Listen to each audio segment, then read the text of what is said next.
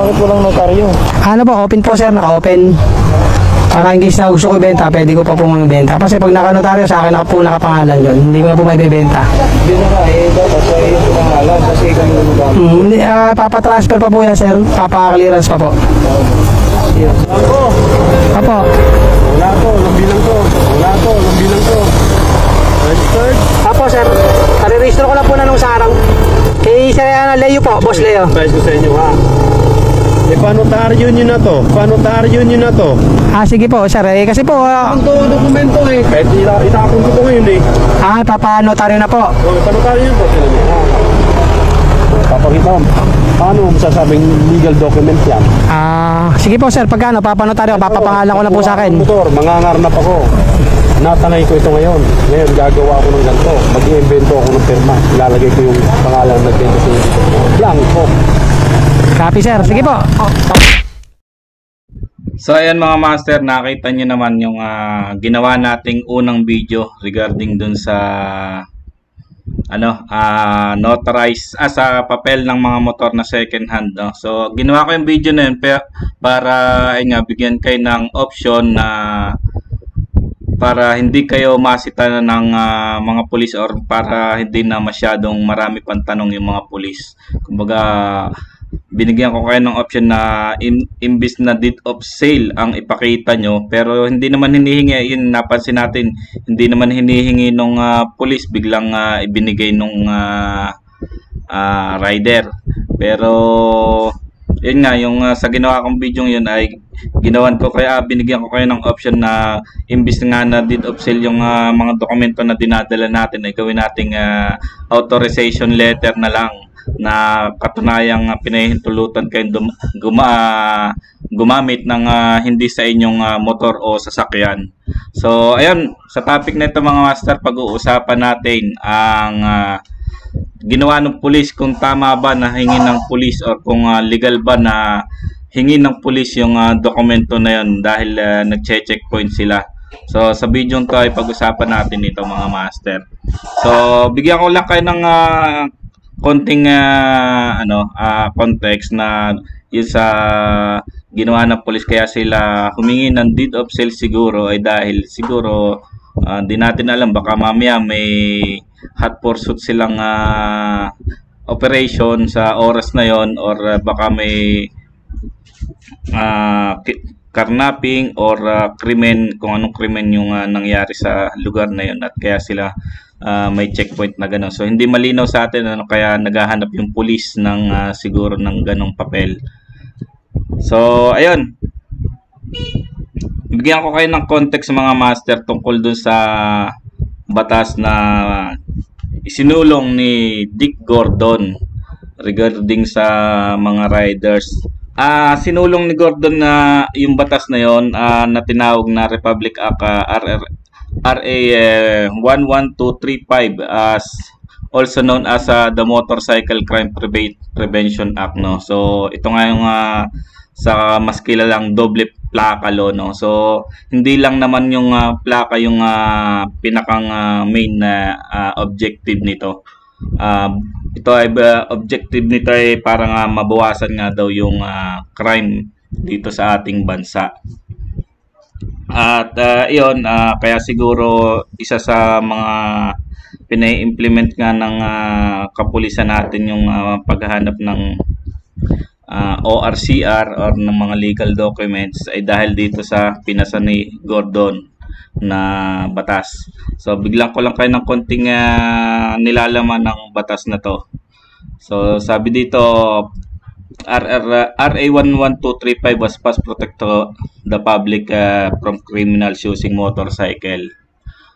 Disclaimer nga lang pala mga master, no. So hindi ako abogado or hindi ako professional para magbigay sa inyo ng gantong content, pero ayan, babahagi ko lang yung nalalaman natin tungkol dito. I-share ko lang yung ating nalalaman para may idea din kayo, or baka mali ako ay i-correct nyo na lang. So ayun, yung law ngayon ay tinatawag na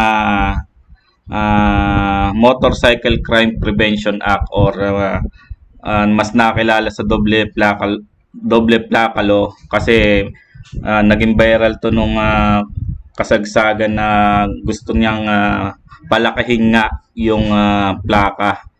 Dahil yun nga, isa sa tinitingnan niya ay para daw mas readable.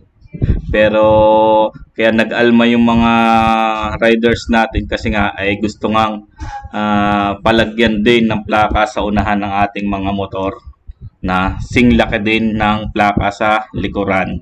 Pero kinalaunan nga ay binago yun at sabi sticker na lang daw sa unahan at yon plaka sa likuran. Pero ewan bakit ngayon hindi na napatupad yon.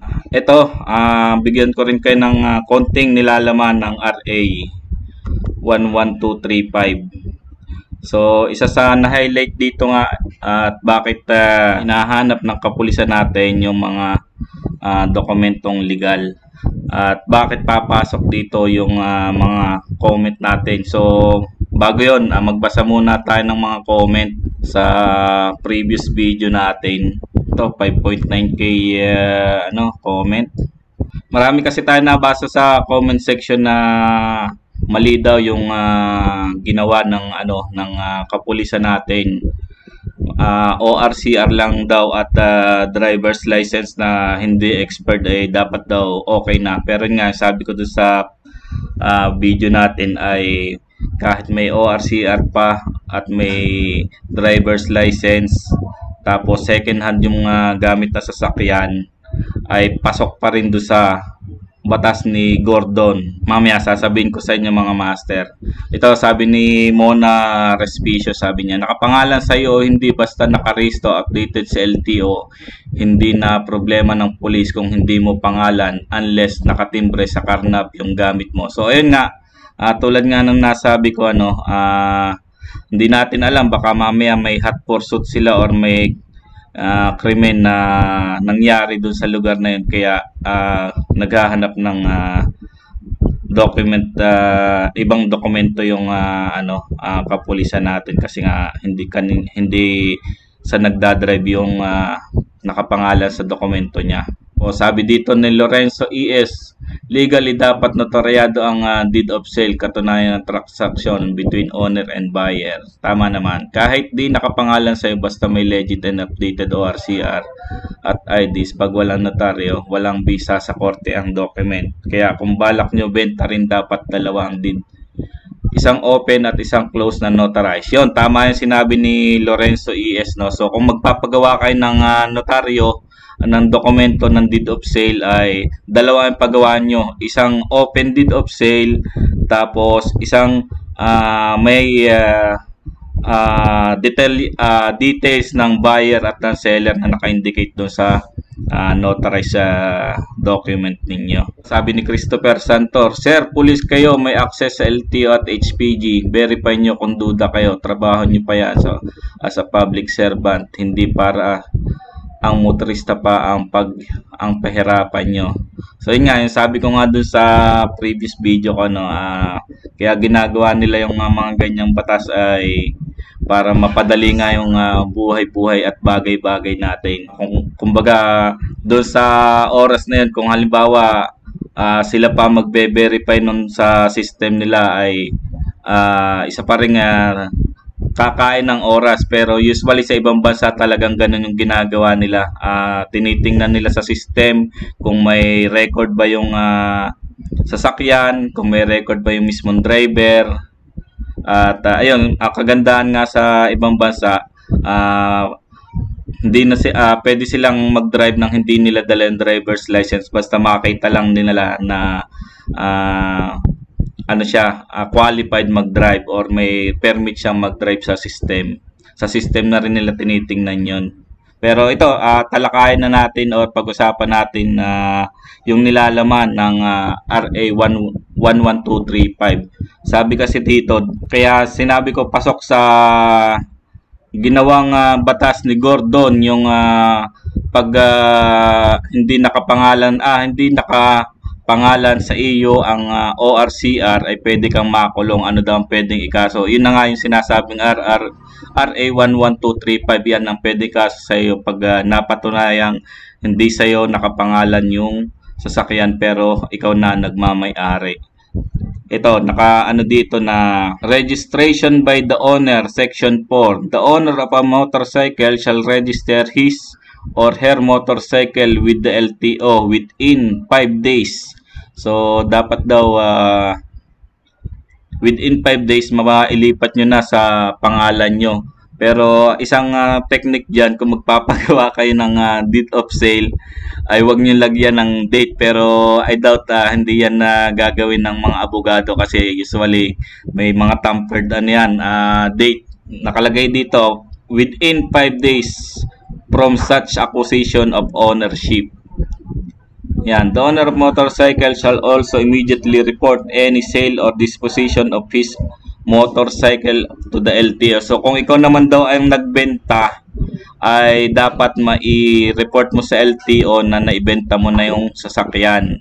Actually, ano yan, pabor sa mga nagbebenta yan ng mga second hand dahil once na may masangkot nga yung sasakyan mo sa hindi magandang bagay or nasangkot sa krimen, ay ikaw ang unang-unang puputukan, ikaw na nagbenta, ang unang-unang puputukan ng mga investigasyon. At tulad nga nung pinatupad na NCAP sa kamay nila, so maraming failure yung pagsasatupad nun kasi yon maraming ticket na dumadating sa mga tao na hindi na naman kanila yung mga sasakyan, tapos yun nga hindi updated yung mga address, tapos ayun, may mga nagrereklamo na bakit daw dumadating nga yung mga mga ticket sa kanila wala na sa kanila. So kasalanan din yun na nagbenta. Kumbaga dapat i-push nila yung bumili na ilipat nila yung pangalan doon sa nakabili para hindi na kayo yung balikan kung sakaling may mga ganyang kaso or may mga ganyan. Isa pang halimbawa, yung tulad nga nung nabalita na hazing victim na wala silang clue kung sinong hahanapin nila, at ang naging basehan lang nila ay yung nakita sa CCTV na sasakyan na ginamit ng mga suspect kasama yung victim na sumakay nga doon sa sasakyan na kinalaunan ay natuntun nila yung may-ari ng sasakyan, pero yun nga, tinatanggi naman nung nakapangalan doon sa may-ari ng sasakyan na hindi daw kanya yung sasakyan. Yung mga ganong mga master, yung mga ganong halimbawa na kaya dapat pinupush ng gobyerno na ipangalan na sa nakabili na sasakyan. So ayun mga master, sana doon sa maiksing paliwanag ko na yon ay mas naintindihan nyo pa bakit hinihingan ng mga legal documents nga sa checkpoint at kung tama ba ang ginagawa ng mga kapulisan natin doon. Kumbaga para din naman sa atin, isa pang halimbawa, yung kapatid mo samantalahan yung kagamitan mo pero hindi mo alam na siya pala yung kumuha, tapos hindi mo siya in-authorize o hindi mo siya pinayagan nga na gamitin, tapos yun nga nagkaroon ng checkpoint, sasabihin lang nung kapatid ko yan, ito yung picture namin, magkapatid nga kayo, sasabihin ng police, pero hindi mo naman siya in-authorize mag-drive or kumbaga parang patakas na kinuha sa iyo yung sasakyan, yung mga ganung mga master. Kaya kahit hiram lang yan ng kapatid mo or kamag-anak mo, dapat yun may authorization letter na dala yung gumagamit ng sasakyan kahit hiram lang yan.